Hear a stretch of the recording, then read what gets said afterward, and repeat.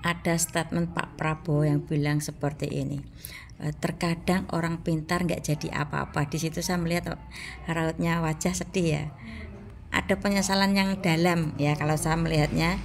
Kalau saya pribadi ya, yang lalu biarlah berlalu, permasalahan masa lalu buatlah pelajaran untuk mencapai kesuksesan di masa depan ya.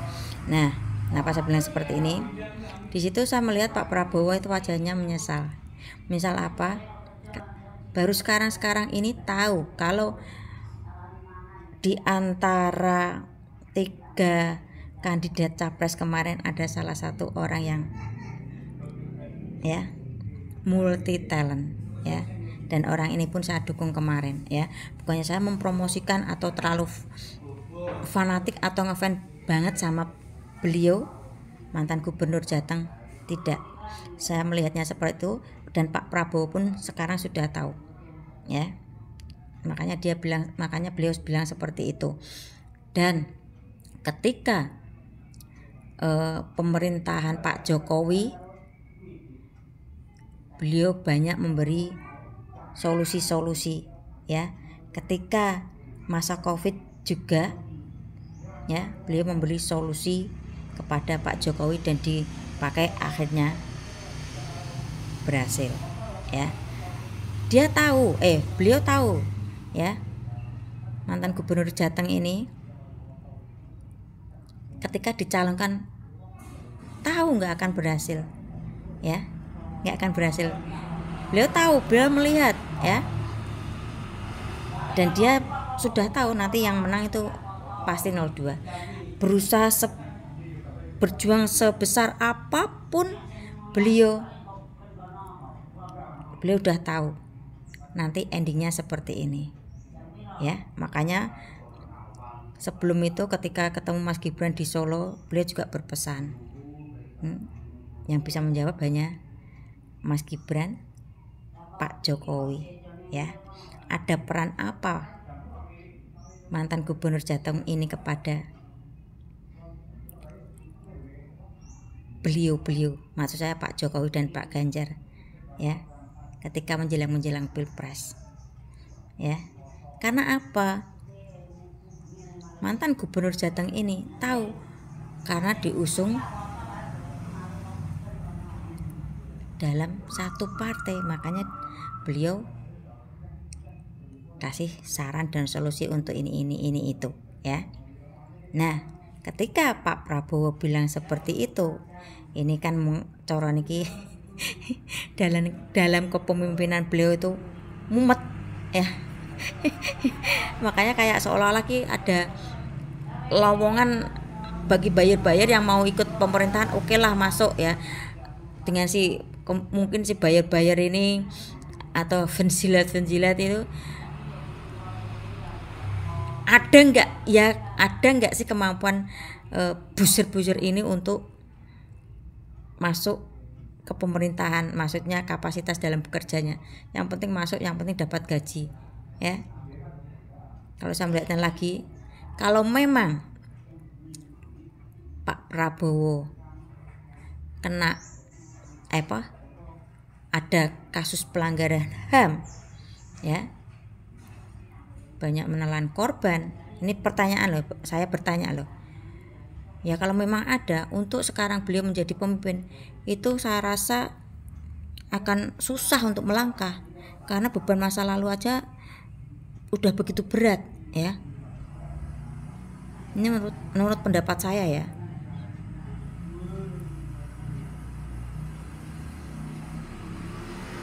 Itu kasus Pak RK ya.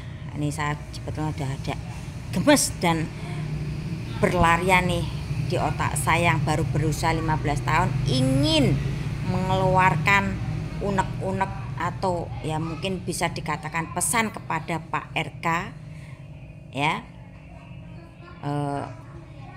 Ya meski dari segi umur saya memang beda jauh dari Pak RK ya. Untuk jika memang hubungan itu sampai terjadi anak ya, Ini sedikit pesan buat Pak RK ya, jika memang itu anak LM anak kandung Pak RK dan tidak mau mengakui, ingat Bapak, Anda masih punya anak perempuan ya.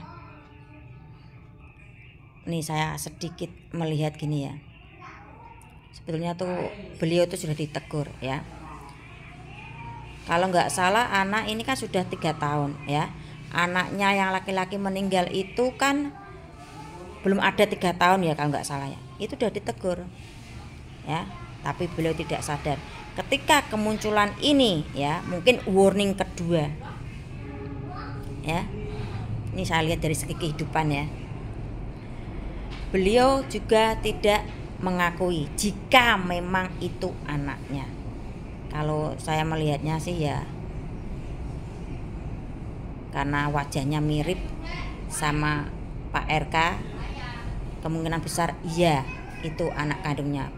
Kebanyakan dan biasanya saya melihatnya sendiri pun ya, karena ini saya sudah pernah alami, anak yang tidak diakui sama orang tuanya cenderung mirip sama orang yang tidak mengakuinya ya. Saya pastikan itu ya. Untuk Pak RK, jika memang itu anak hasil hubungan gelap Anda dengan LM dan Anda tidak mau mengakui, ingat Anda masih punya anak perempuan. Jangan sampai karma itu turun ke anak perempuan ya. Ini pun sudah saya lakoni, lalui, berat ya. Oke, mungkin dalam segi materi oke ya, cukup lah. Tapi untuk menjalani kehidupan ya, karena mungkin ada masa lalu orang tua yang kurang baik dan kurang gentle dalam mengakui itu kesalahan dia, anak pun akan menerima dampak negatif dari perbuatan masa lalu orang tua. Saya ngomong seperti ini, saya sudah menjalani ya.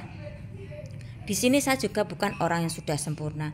Di sini pun saya juga belum jadi orang yang baik-baik banget kok ya. Setidaknya apa yang sudah saya rasakan, sudah saya alami, saya bagikan. Berat dalam menghadapinya ya. Ya ini sedikit berpesan. Beda cerita kalau mungkin kesalahan masa lalu bukannya membuka aib ya, kalau menurut saya pribadi dipertanggungjawabkan, diusahakan, diperjuangkan. Maksudnya anak yang tidak diakui itu ya. Menurut saya dalam menjalani kehidupan akan enak. Ya mungkin semulus lewat perjalanan tol, ibaratnya tuh seperti itu ya. Ya sedikit gerunjalan pasti ada, tapi setidaknya bisa melewati dengan enak. Ini menurut pendapat pribadi saya, karena saya sudah mengalami ya. Sekali lagi Pak RK, meski dari segi umur Anda lebih umur daripada saya ya, bahkan mungkin selisihnya bisa 10 tahun lebih ya. Setidaknya saya ngomong seperti ini, saya sudah mengalami ya.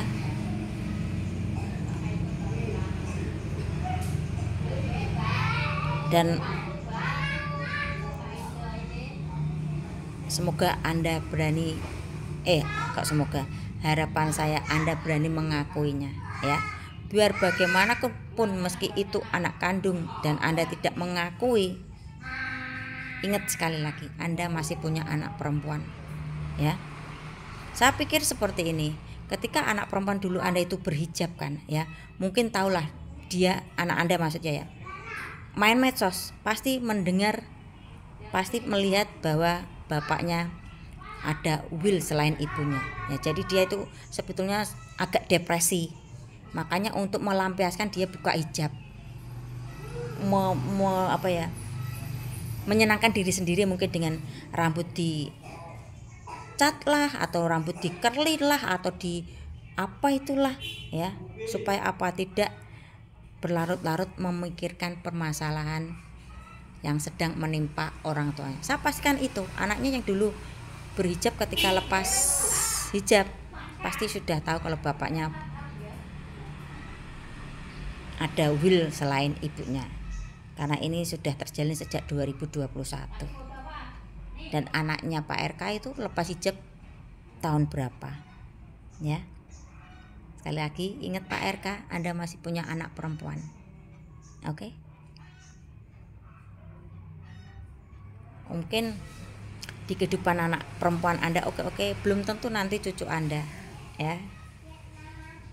Bukannya saya menyumpahi, bukannya saya menakut-nakuti, karena saya sudah menjalani ini semua. Oke Pak RK ya, jangan dibiarkan bias-bias atau abu-abu ya. Status Anda itu laki-laki gentle lah ya. Meski dalam lisan Anda bisa berbohong, bisa merekayasa, nanti belum hukuman Tuhan itu nggak akan pernah meleset ya. Awas jatuh deh, awas.